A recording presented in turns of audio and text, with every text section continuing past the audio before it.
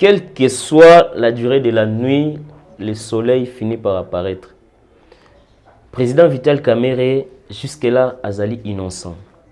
Soki, détracteur naïe, maintenir rien en prison, pendant 6 mois, pendant 1 année, 2 ans, 10 ans. Vérité, éthique à la vérité, et ça finit par éclater au grand jour. Ce n'est pas que ça souci à Batebele, que INC Koufa, mais Vital Kamerhe, c'est un esprit.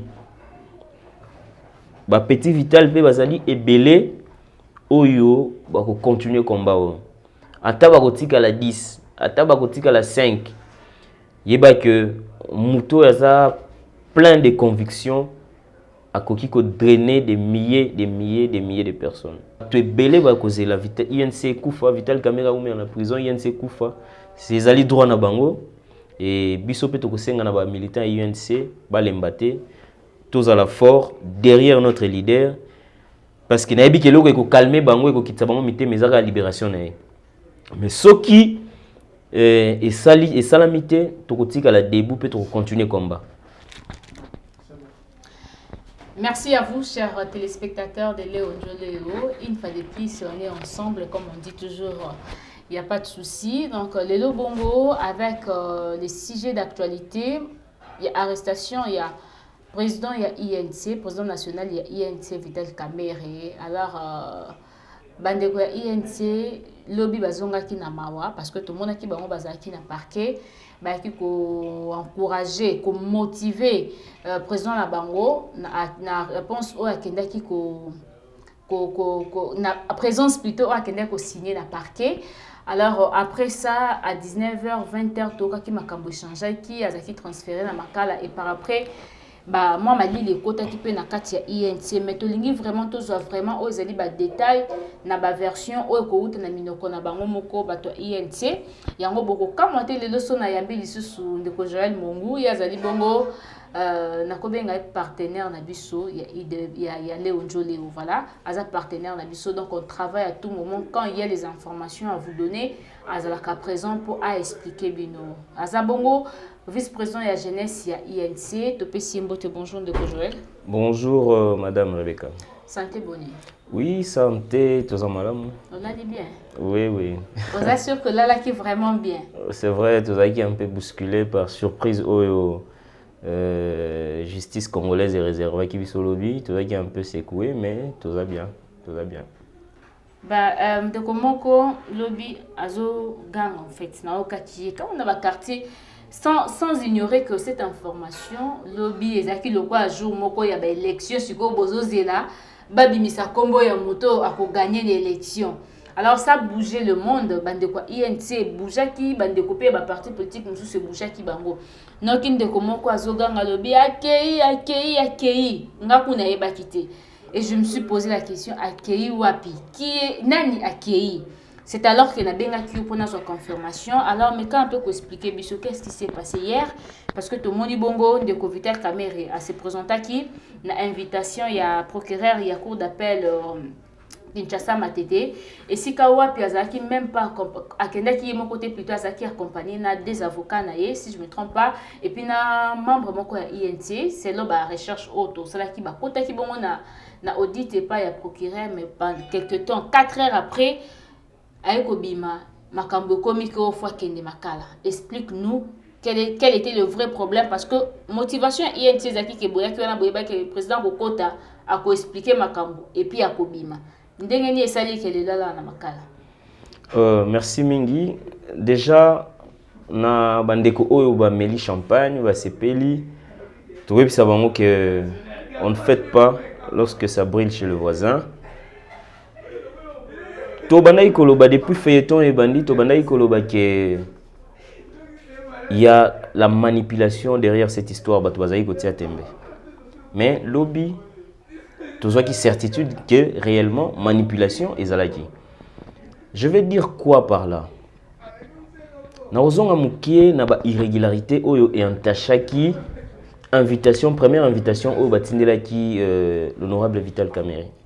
Te belé balobaki que non Vital Akimi tebiso tolobaki soki justice a se décidé à sala makambu malamu Vital Kamerhe a se présenter parce que Azako craindre et le et il n'a rien à cacher.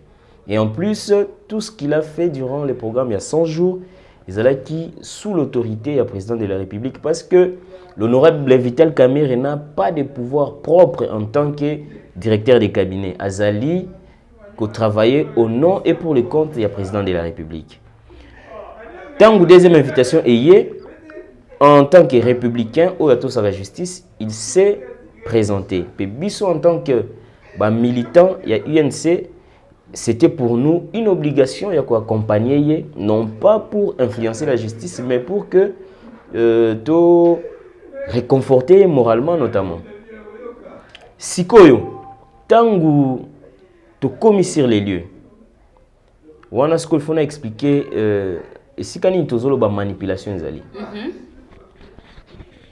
La justice tranche to traite ba cas par rapport au fond et par rapport à la forme. Fond elingi koloba nini? Fond elingi koloba makambo babengeli o bazali ko funda yo. Que non, au détourner mbongo, au bomi mutu, au salibo, c'est ça le fond. Mais la forme ezali ndenge justice azali ko la c'est-à-dire ndenge ba peselio invitation, ndenge ba yambelio. Donc tout ça, ils ont exemple na pesi pour nous ça, situation ya fond na ya forme. Mais question mususu photo mitu nezali, est-ce qu'il y avait opportunité parce que justice avant à agir, il faut opportunité se présenter. Est-ce qu'il y avait opportunité? Moi, j'ai dit que non, il n'y avait pas opportunité. Pourquoi? Parce que le président de la République, il n'y a pas longtemps, même pas 2 semaines, a décrété état d'urgence sanitaire. Dans la République démocratique du Congo, Mobimba. État d'urgence sanitaire, on est le baki. Même dans l'administration publique, Barosalate. Comprends? Même la justice au Babenga Vital Kamerhe lobby, normalement, il ne fallait pas y aller parce que l'état d'urgence est frappé et les entreprises privées, n'a pas d'entreprise publique. Vous comprenez? La justice congolaise, c'est le secteur public parce que là aussi, il y a une administration, bien que le service minimum mais fonctionner. Mais, Moussa les a dans l'État, Moussa les a. Mais, état d'urgence, ils ont décrété par ordonnance présidentielle parce que l'ordonnance présidentielle a aussi valeur de loi, c'est une source de droit. Donc, le procureur général de la République qui a parquet à Matete pouvait aussi s'en servir comme source de droit pour que à repousser appel il y a honorable Vital Kamerhe à parquet à Matete. Mais le cas la justice est commis manipulé et comme justice à double vitesse, ignorer l'état d'urgence ouana, convoquer président Vital Kamerhe et un bon républicain aille que s'est présenté. D'abord, il y a une opportunité, il n'y avait pas opportunité parce que regroupement, il y a 20 personnes qui interdit.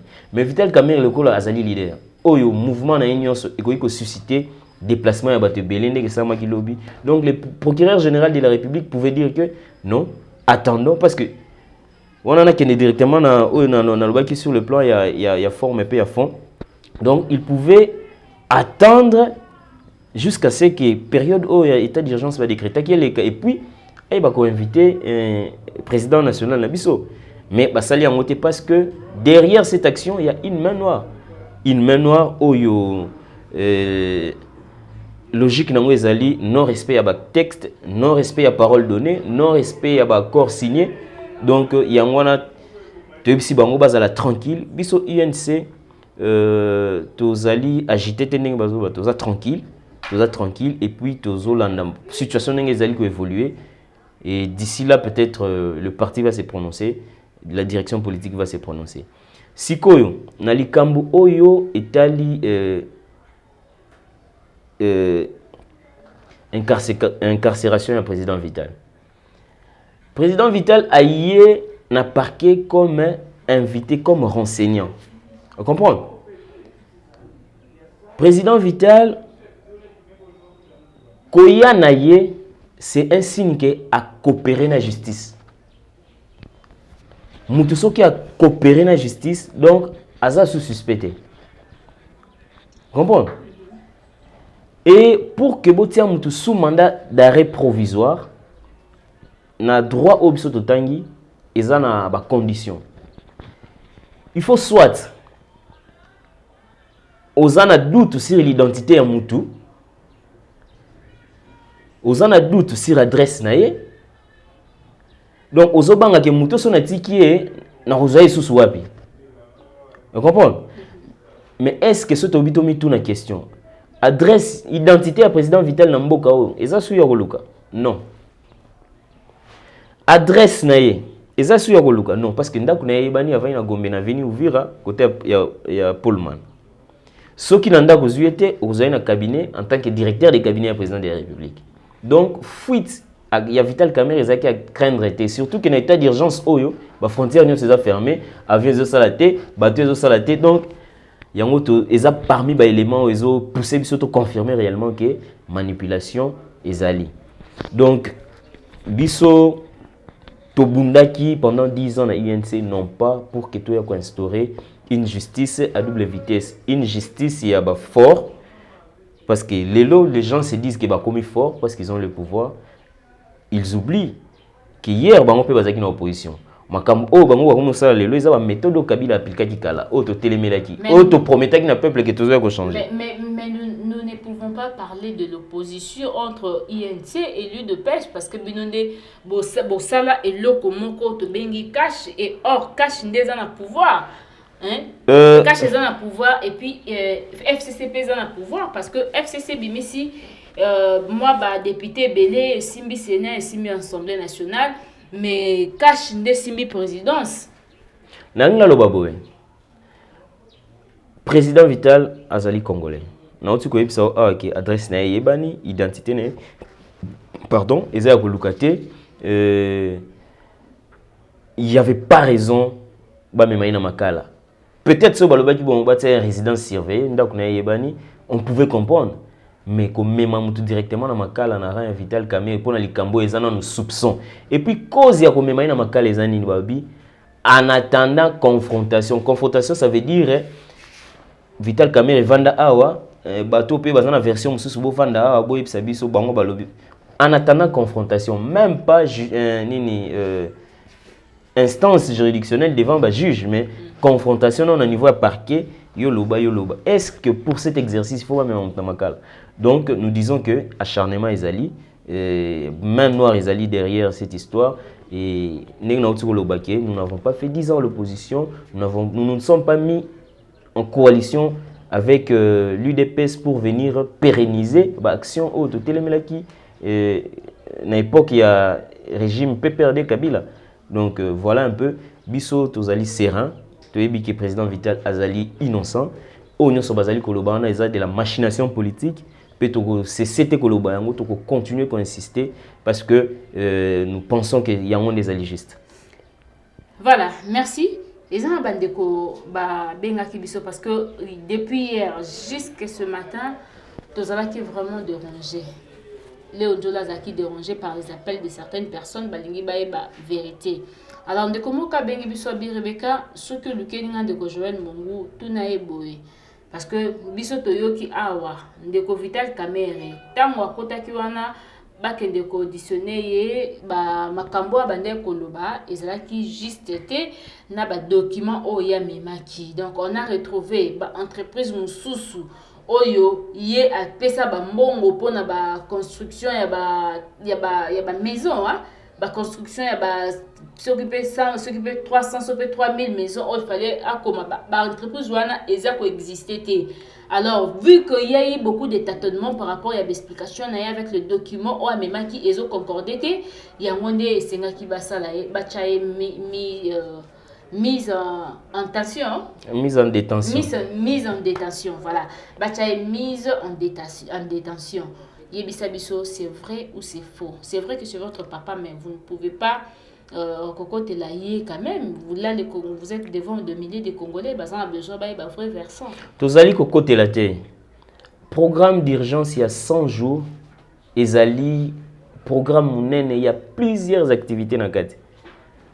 Ce qui est lobby to consulter le programme, on a constaté que même les sauts des moutons, ils ont constitué 2% il y a des activités qu'il fallait qu'ils amènent durant l'exécution du programme. Donc c'est un grand programme. Vous ne pouvez pas concilier en 4 heures. Donc vous allez minimiser le dossier. C'est un grand dossier.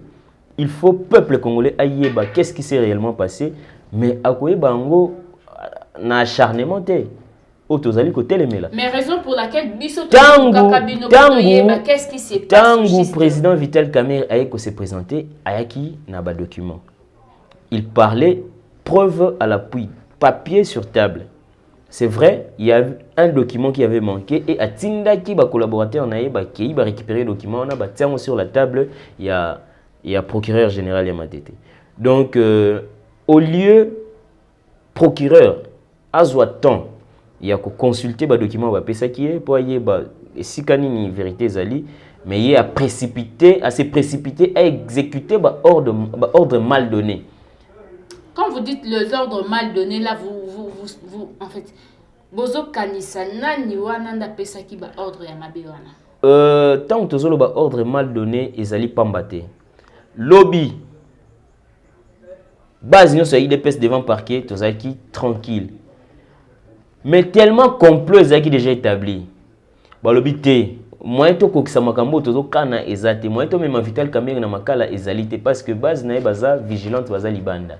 Il fallait que général Kassongo aille à beti gaz sous prétexte ce qu'il y a nini à beti gaz à panzi bato pour que base soit moyen comme ma Vital Kamerhe. Donc tout ça il y a un des actes possible surtout le baquet machination ezali. Et mot ordre mal donné on a aux hommes pandisango et bi détracteur il y a Vital Kamerhe et na cash baza sur robomba na te. Ils envoient leurs militants au basa identifiable na ba médias na ba réseaux sociaux ba kene ko vilipender Vital Kamerhe, mais le col a échoué sur le plan médiatique yango ba accélérer des marches na bango ce comme judiciaire. Mais ndenge na ba ina bandeli, on ne fait pas lorsque ça brille chez le voisin, tozali serein et la vérité finira par triompher. Biso tozali ba chrétien na catholique, oui bi tozali en période de Pâques. C'est hier mercredi. De la même manière Jésus azaki livré azaki mercredi. Ndenge mpe ba livrer Vital Kamerhe pas ya ba traître et pas ya bateau to kanisa ke baza bandeko mais tout ça serein tu dis que Vital Kamerhe va ressusciter pe nyonso que en ka histoire pour tchana dans le passé. C'est profond hein. C'est vraiment une révélation. Alors INC acquise le président de la République Félix Tshisekedi Tshilombo atiki Vital Kamerhe na maboko ya justice. Non, biso Tokoki ko acquise président de la République. La preuve, une délégation à bureau politique na biso lobby bakende ko kutana ba sola kinaye en tant que partenaire, en tant que président de la République, garant du bon fonctionnement des institutions, pour notamment koyebisaye que comment au décréter état d'urgence mais pour naka Vital Kamerhe justice ezo sala. Parce que ceux qui partenariat ngo ezaki ka pour les meilleurs pour tous abokonzi, mais pour les pires bo sacrifier. Ils ont un sens. Donc, tu peux accuser, mais du moins, en tant que partenaire, il faut tout le temps pour faire voir la réalité. Et puis, avec le temps, quelle orientation prendre? Voilà. Jusque-là, Ndeko Joël Mungu, sans te mentir, Ndeko Obazolanda Biso, Bazaka non convaincu pour dire que Vital Kamerhe au Nyoso est comme lié les lots et parce qu'il y a une main noire derrière ou encore Azana innocent, Aibina Makambouté et Congolais Bazana convaincu. Alors les Congolais sont en train de dire ceci. Parce que je suis venu à la bouche de toutes les questions au Congolais Bakokotuna peut-être Baza a raté, Pesinga Mituna la Bango, Yangonga a besoin de la réponse. Bande Kobalobi Vital Kamerhe a détourné beaucoup d'argent. Où ils étaient vraiment destinés à Bissala. Alors, Azala Kibongo, Nakobenga Mutoyo, Abadel ko gérer, Aza coordonnateur, mais Yene Mutasimbaki, où ils allaient gérance, il y a Makamba 100 jours, parce que à l'époque, Ezaki bongo premier ministre Ezaki Bruno Tshibala déjà mandat na bango esilaki alors bakoka ko tike la bango misala wana te sino elinga ke za malamu te nde ba pesaki yango na présidence alors déjà na bato oya travailler kana bango to monaki nde kwa Africa to monaki déjà Raobank bakangaki bango d'ailleurs pour na Raobank déjà Raobank andimaki et puis azongisaki mbongo na caisse ya l'état pona nini ndeko Vital Kamerhe était andimake mbongo ebimaki ebele ye asalelaki yango peut-être na makambo na ye mususu soki eke mbongo ndambo etikalaki azongisa na caisse ya l'état et puis batika ye ba congolais bakosengela ye bolimbisi atikala congolais azaka na besoin mbongo wana ezonga mbongo ya contribuable mbongo ya congolais ateza 10 francs congolais ezali kaka important na miso na biso. Donc soki monsieur Thierry Taimans ya Raobank azongisaki mbongo ezali po azwaki siko Vital Kamerhe azwaki te azongisa nini yango tolobi lokwa makambo ese komi na justice asa musala na ye me asala yango nde malamu ndeko sans pour autant tokene malembe ndeko Joël soki ndeko Vital Kamerhe azwaki mbongo te pona nini batie mise en détention yango na lobi te yango tozobenga manipulation. Justice asala musala na ye malamu tangu bazwaki bakomatindaki invitation ya mabe totelemelaki yango metango ebatindi ya malamu toyeta. Donc ndenge pe batie Vital Kamerhe de manière irrégulière na prison tosenga bango pe ba réparer parce que eza évident que ba respecter mesures d'urgence au président de la République décréta quitté ba respecter wana kutezali na ngo pe yango nazali koya. Donc soki Vital Kamerhe azwaki mbongo mais il ne suffit pas de le dire, il faut le prouver. Il faut le prouver. Or Vital Kamerhe lobby ayaki na parquet document à l'appui mikanda a na mesa procureur doit analyser na tchelio yango o ekendaki na Robank yango o ekendaki boy. Donc mutuna mutu a supporté fardeau oya memaki. Vital Kamerhe ne pouvait rien faire sans le président de la République. J'insiste, Vital Kamerhe ne pouvait rien faire sans l'ordre de Fachi. Et la présidence n'est pas ce qui déjà mbongo eleki $50,000. Donc Vital Kamerhe a encore signé sous ce on est comme président de la République. Donc que les gens arrêtent de nous faire croire que nous avons un président de la République qui ne comprend rien, qui est incompétent, qui gobe nyonso bazoye bisaye, c'est faux. Fachi n'est pas ça. Donc ba ndeko ba se calmer justice Vital Kamerhe essaie à fournir yo ba document nyonso ozaki nango pour ça plutôt bo éloigner un père de famille de ses enfants, de sa femme, besoin de temps ya ko pénétrer ba document o ayeli bino pour que vérité ait éclaté au grand jour. C'est ça et le biso toza ko senga.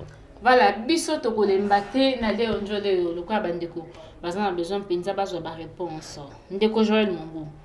Olobi bongo Vital Kamerhe akoko sala eloko te sans pour autant aswa ordre ya président de la République. Quelque part totangi lisusu na ba réseaux sociaux yo bien que nous prenons aussi le temps de trier les informations parce que toko lokota kaka message moko teze écrit na réseaux sociaux to loba mais quand même to koki pe ko marcher sur même idée et puis ko pe ko zapper ba question ya malamu ndeko moko akomi alobi Vital Kamerhe tango akie justice a dénoncé Fachi. Donc copie na yewana asalaka yango na Félix Tshisekedi. Vous pensez na qualité ya procureur, c'est vrai que nous parlons de la justice. Na poids ya Vital Kamerhe, procureur akoka ko kangaye boye soki likambo ezaki te. Bon, na oti koloba boye, c'est vrai na lobi que président Vital travaille au nom et pour le compte du président de la République. Et bato abo santé Vital Kamerhe azali homme d'état. Mutema ya un homme d'état ezakaneti la profondeur ya ebale. Vous comprenez? Donc ceux qui li bange ko ina kati ils a passé pour retrouver en. Vital Kamerhe c'est un homme politiquement mature akoyi ko ya devant ba juge te aloba biloko légèreté. Non. Il était venu pour renseigner la justice. C'est ce qu'il a fait. Akenda iko dénoncer te, ko funda te. Donc depuis même époque il y a Joseph Kabila, Vital Kamerhe détient les secrets d'État en Mboka. Les lois en Fachi, les secrets d'État, ils ont un. Donc bato azala tranquille. Ceux qui bakanisi que Vital Kamerhe azana pour ça la dit sensationnel, agité. Donc non, nous ne sommes pas dans ça. Bisso INC, nous sommes école, il y a grandeur. On nous forme comme cause à la homme d'État. Parce que tu es devant les caméras ou bandelo babilo baloba. Non. c'est vrai, Vital Kamerhe détient beaucoup de secrets d'État Mboka Oyo, depuis Joseph Kabila, depuis Mouzé, tout ce que Oyo a été. Donc, il va les rester, il va les demeurer, et tous ces gens de justice, ça malam. Voilà, justice, ça malam. Quand on a question, apparemment, il y a des questions. Mais répondre dans mon camp. Na lobby boy lisusu na deuxième question na tona kiyo soki na poids o na bande d'abord na poids oyo Vital Kamerhe azali nango na République démocratique du Congo, quelle que soit la justice soki asala ki est l'autre côté, est-ce que balinga ki ba kangaye ala na prison eza kutu likambo ya poids te ezali ne likambo ya justice parce que nul n'est au-dessus de la loi, même parquet wana baza au-dessus de la loi te. Soki Vital Kamerhe Yaki, c'est un bon citoyen, un homme respectueux de la loi et de la justice. Yangonde Yaki. Soki justice wana esaki makambo malamu Vital Kamerhe alingaki akota makala lobité. Et puis d'après les informations qui nous parviennent, balobi procureur batunye mais aussi c'est d'ailleurs solana Vital ozo misai a pourquoi alobi na on a eu ordre ya ko libérer était ordre on eutake panani. Yango tozolo ba main noire. Manipulation et justice. Donc, Vital Kamerhe a ressuscité nae. Baboma combien de fois dans Mboka? Baboma plusieurs fois. Mais le col à ça la politique n'a rancœur, n'a mté n'a haine.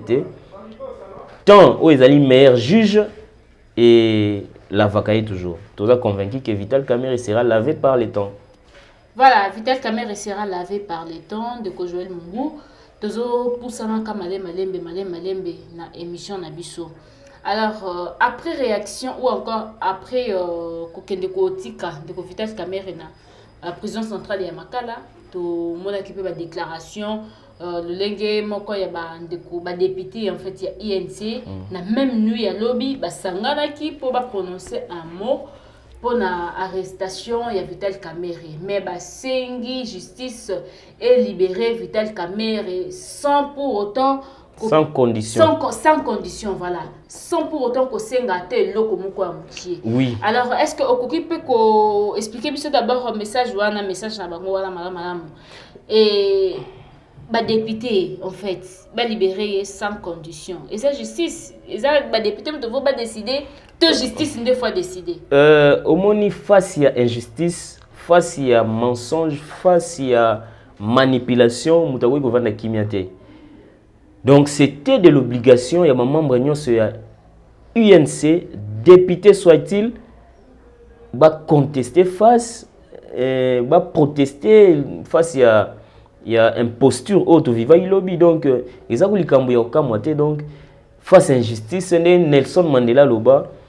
Dans la situation d'injustice, quand on garde silence, ils ont complicité. Yango, député n'a pas ça qui lobby, dénoncer qui peut pas que vous la complice.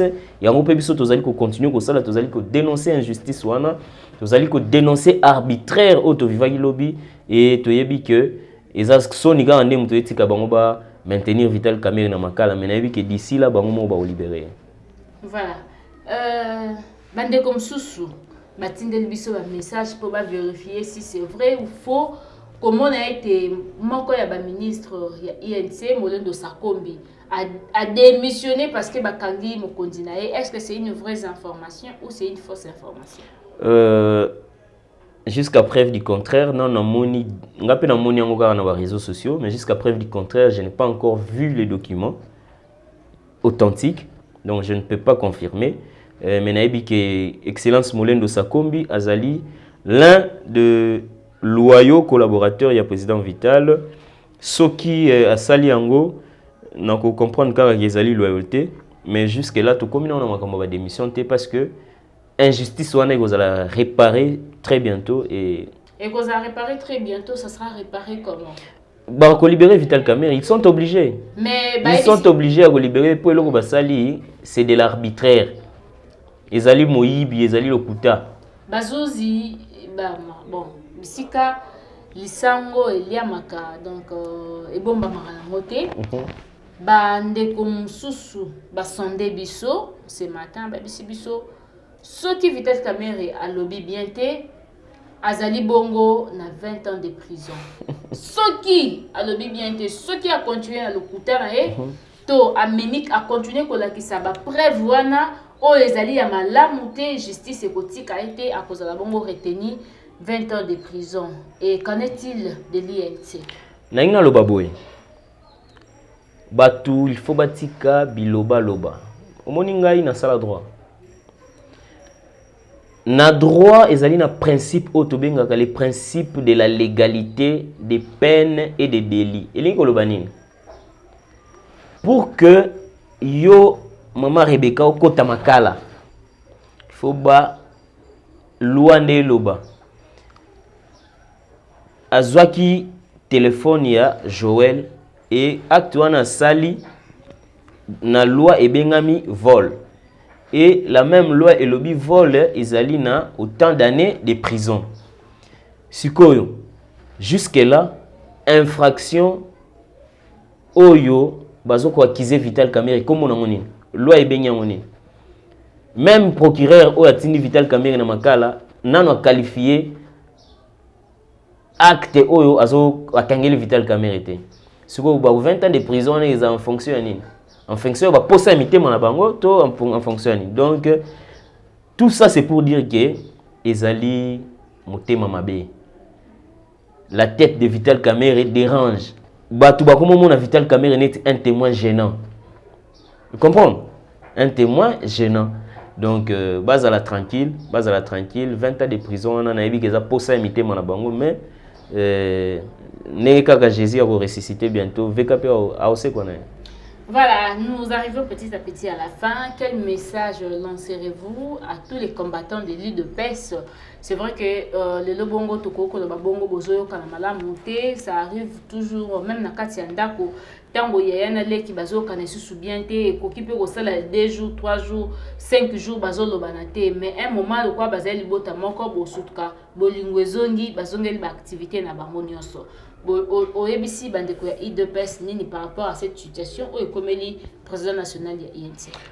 Bon, biso INC ndenge na lobaka toujours na accord ya Nairobi toyaki na barrière pensée te toyaki na mutema moko to accompagner Félix Tshisekedi ti lelo comme président de la République azoko kamba avec notre soutien. Nous n'avons pas ces soucis ya ko rompre alliance IDPS na UNC. Mais seulement tu as constaté lobby tu as na parquet aux hommes na ba de konabiso IDPS msu bazo na ba moto bazo sepela akende bon bango mo ba yebi démarche na bango esika ni ekosuka mais biso tozali serein tozali ko continuer ko croire que baza bandeko que baza ba partenaire sincère ceux qui arrestation du président Vital et sepeli bango ils ont le droit de sabler du champagne mais n'a rappelé toujours pendant aussi dit ça que on ne fait pas la fête lorsque ça brûle chez les voisins. Voilà, on ne fait pas la fête lorsque ça brûle chez les voisins. Alors on de Joël Mungu pour clôturer vraiment la minute où il y a de quoi de pèse et bien écoute bazo lingatsu même pas koloba parce que bazali non ko landelana no makambo yango ndenge ko kende après bazo maloba. Naïbité au copé sa message n'est pas ba combattant sur IDPS sans mentir et là ba monsieur ba lia quitter lobby et là ba monsieur super journal de ba tongo il y a INC plutôt et là ba de comme ça INC lobby ba lia quitter le lope ba tongo ti tongo tozali monsieur non ba liete parce que bazana na ba nouvelle oyo ezali ko la kisa été oyo ezali ko la kisa que ndeko Vital Kamerhe akobima bazana na ba information wana te bazana na ba nouvelle wana te est-ce que ndeko Vital Kamerhe selon processus nenge makambo kendeli na parquet il sera libéré bientôt dans un court délai ou encore bakomema yeka ndo bakaka main noire wana ko mema ti délai moko indéterminé te sengeli susu ko sambisa eli susu et puis ko katela e penza o ezali prison ce qui sengeli penza ba katela e prison. Quelle que soit la durée de la nuit, le soleil finit par apparaître. Président Vital Kamerhe jusque-là azali innocent. Soki ba détracteur naye ba maintenir rien en prison ata pendant 6 mois, ata pendant 1 année, 2 ans, 10 ans. vérité et la vérité et ça finit par éclater au grand jour. Mais c'est là, et le quoi comme ma crise dans parti politique. INC Koufa pratiquement. Ce n'est pas que ça souci à Batebele. Que INC Koufa, mais Vital Kamerhe c'est un esprit.